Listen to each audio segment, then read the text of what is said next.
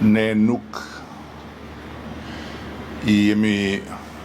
frikur edhe sigurisht nuk jemi shmangur asnjëherë përgjegjësive që vinë me fitoret, dhe kjo unë besoj se është arsyeja kryesore pse ne nuk lodhemi së fituari, pasi nuk lodhemi së ngarkuari veten me përgjegjësi dhe së reflektuari mbi çfarë mund të bëjmë më mirë. E natyrisht që shumë gjëra duhen